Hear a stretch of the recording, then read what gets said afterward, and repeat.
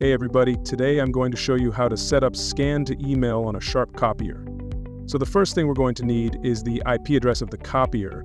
If you don't know that information, there's a video link below that will walk you through that process. Once you have your IP address, go ahead and open up your browser. And you're going to type that IP address into the address bar here at the top, and then hit enter.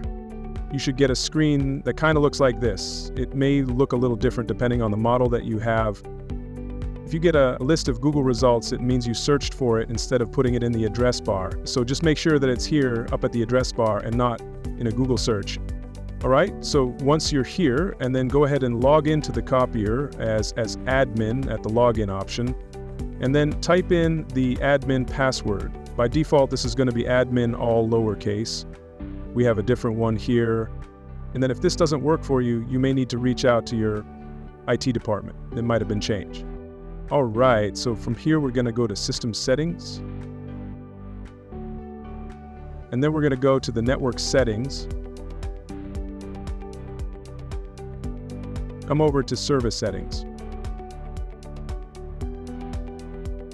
And we want to be on the SMTP tab. So here is where your information is going to go for your email provider. If you don't have that information, you'll probably want to reach out to either your email provider and they can give you that information, or your IT department if they have that information as well. So for us, we'll just use a Gmail account to put in here.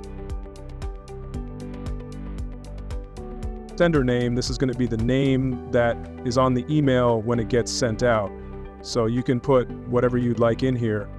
Sender address, again, is just the email address that the copier scans are going to come from.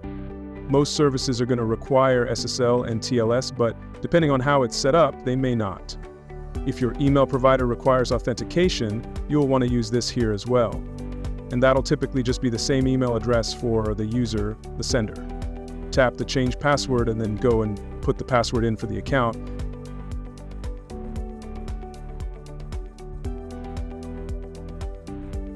You can leave this unchecked and then you can hit submit. And then once you have all that information in here, you can hit the execute button. And then it'll give you a prompt down here to whether that was successful or not. If you are having issues getting it set up, first double check all of your information is correct.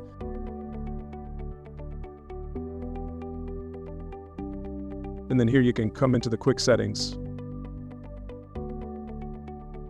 And then just make sure that your gateway is correct and that your DNS servers are correct as well. Those are the two big pieces of information that will typically cause scan to email to fail. If you don't know either of those, you can come here, type in CMD, and then type in ipconfig/all. And that will give you the DNS information as well as the gateway, as long as you're on the same network as the copier. All right, thank you so much for watching. Have a good day.